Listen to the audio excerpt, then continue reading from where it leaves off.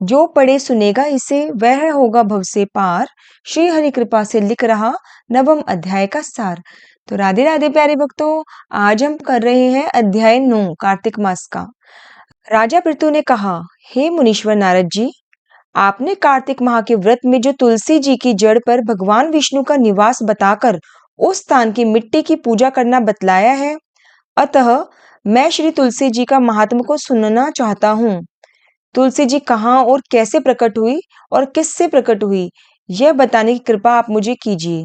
नारद जी बोले, राजन, अब आप तुलसी जी की महंता तथा उसके जन्म का प्राचीन इतिहास ध्यानपूर्वक सुनिए। एक बार देवगुरु बृहस्पति जी और देवराज इंद्र भगवान शंकर के दर्शन करने कैलाश पर पहुंचे और चले तब भगवान शंकर ने अपने भक्तों की परीक्षा लेने के लिए जटाधारी दिगंबर का रूप धारण कर लिया। उन दोनों के मार्ग में अवरोध उत्पन्न किया। यद्यपि वह तेजस्वी, शांत, लंबी भुजा और चौड़ी छाती वाले गौर वर्ण थे, अपने विशाल नेत्रों से युक्त तथा सिर पर जटा धारण किए वैसे ही बैठ गए। तथापि उन भगवान शंकर को ना पहचान कर इंद्र ने उनके नाम व धाम आदि पूछने लगा। क्या भगवान शंकर अपने स्थान पर है या नहीं, ऐसा पूछा इंद्र ने। इस पर तपस्वी रूप भगवान शिव कुछ नहीं बोले। इंद्र को अपने त्रिलोकी नाथ होने का गर्व था। उसी अहंकार का प्रभाव से वह चुप नहीं रह सका। उसने क्रोधित होते हुए तपस्वी को धमकाया और बोला, अरे, मैंने तुझसे कुछ पूछा है, तू इसका उत्तर क्यों नहीं देता? तुझ पर प्रहार करता हूँ, फिर देखता हूँ कि कौन तेरी रक्षा करेगा। इस प्रकार कहकर जैसे ही इंद्र ने जटाधारी दिगंबर को मारने के लिए हाथ में ब्रज लिया, वैसे ही भगवान शिव ने ब्रज सहित इंद्र का हाथ स्तंभित कर दिया और विकराल नेत्र कर दिए। उस समय ऐसा प्रतीत हो रहा था कि वह दिगंबर प्रज्वलित हो उठा है और वह अपने तेज से सबको जला देगा।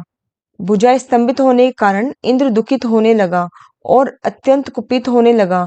परंतु उस जटाधारी दिगंबर को प्रज्वलित देख ब्रह्मा जी तो समझ गए कि यह भगवान शंकर ही हैं और दंडवत होकर स्तुति करने लगे। बृहस्पति भगवान शंकर से कहने लगे, हे दीनानाथ, हे महादेव, आप अपने क्रोध को शांत कर लीजिए और इंद्र के इस अपराध को क्षमा कर दीजिए। बृहस्पति के यह वचन सुनकर भगवान शंकर ने गंभीर वाणी में कहा, मैं अपने नेत्रों से निकले हुए क्रोध को कैसे शांत करूं? तब भगवान शंकर गुरु बृहस्पति से बोले, मैं तुम्हारी स्तुति से बहुत प्रसन्न हूँ। तुमने इंद्र को जीवन दान दिलवाया है।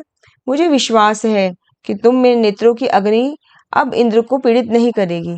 बृहस्पति से इस प्रकार कहकर भगवान शिव ने अपने मस्तक से निकाले हुए अग्रिम तेज को अपने हाथों में लिया, फिर क्षीर सागर में डुबो दिया। भगवान शंकर अंतर्ध्यान हो गए। इस प्रकार जिसको जो जानना की कामना थी, उसे जानकर इंद्र और बृहस्पति अपने अपने स्थान को चले गए। अब हमारा अध्याय 9 यहीं पे समाप्त होता है। फिर कल मिलेंगे अगले अध्याय के साथ। राधे राधे।